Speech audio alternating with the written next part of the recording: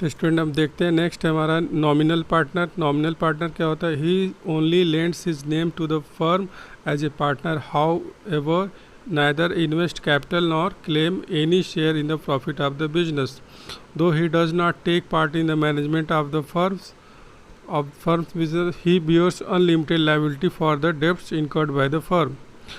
वह ऐसे कुछ पार्टनर्स हो सकते हैं जो अपने नाम को क्या करते हैं, उधार देते हैं।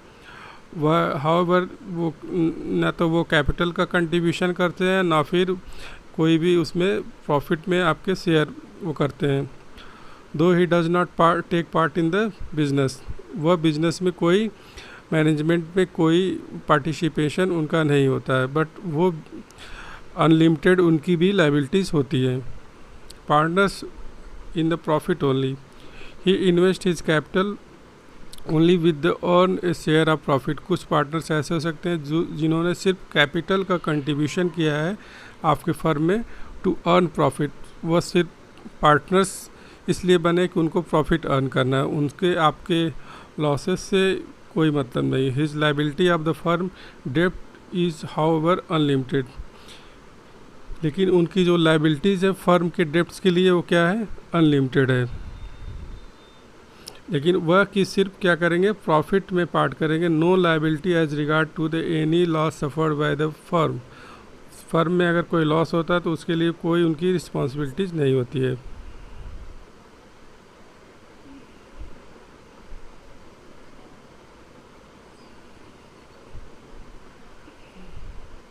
Secret partner, a partner who does not want to fact of his being a partner to be known as the outsider, to the outsider is known as the secret partner. कुछ पार्टनर्स ऐसे हो सकते हैं जो अपने नाम को छुपा करके पार्टनर्स बन सकते हैं, या फिर कहे तो आउटसाइडर के लिए वो शो नहीं करना चाहते कि अपने नेम को कि हम यहाँ पे पार्टनर हैं इस फर्म में। तो ऐसे पार्टनर्स भी हो सकते हैं जो सीक्रेट पार्टनर हो। माइनर पार्टनर, एक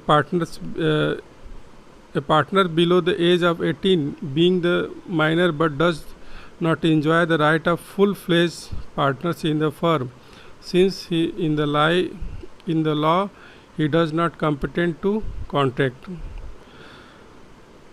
कोई भी ऐसा पार्टनर जो 18 ईयर्स से कम का एज का है वह पार्टनर्स तो फर्म में हो सकता है, बट वह फुल फ्लेज जो उसके राइट्स होते हैं या फिर लाइबिलिटीज़ या फिर ड्यूटीज़ होती हैं वो उसको फुलफ़िल नहीं कर सकता। But a minor partners is entitle to share in the profit, but वह पार्टनर्स क्या है, जो फर्म के जो प्रॉफिट होते हैं उसमें पार्टिसिपेट करता है।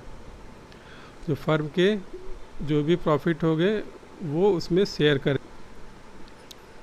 ठीक है। His liability for the firm is डेप्ट is however limited to the portion to his share in the profit. तो उसके जो लाइबिलिटीज़ हैं माइनर के वह सिर्फ उतने उसके जो पोर्शन ऑफ शेयर है उसके अकॉर्डिंग डिसाइड किया जाएगा। अनलिमिटेड लाइबिलिटीज़ इस केस में नहीं होगा।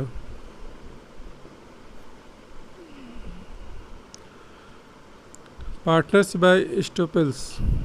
स्टॉपेल्स means if the outsider behave in such a fashion, कोई आउटसाइडर ऐसे बिहेव करता है कि जैसे वह फर्म के आपके फर्म का पार्टनर है। वो जैसे कोई ऐसा पर्सन हो सकता है जो आपके फर्म के बारे में अच्छे से जानता, आप भी उस पर्सन के बारे में जानते हैं, लेकिन किसी डील के लिए वह आपके साथ जाता है।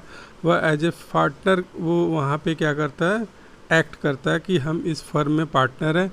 आप बिलीव करके पार्टनरशिप जो भी एग्रीमेंट है या फिर बिजनेस में वो उसको शामिल करना चाहता है, या फिर कोई कॉन्ट्रैक्ट आपको दिलाने के लिए वह एज ए पार्टनर का रोल प्ले करता है।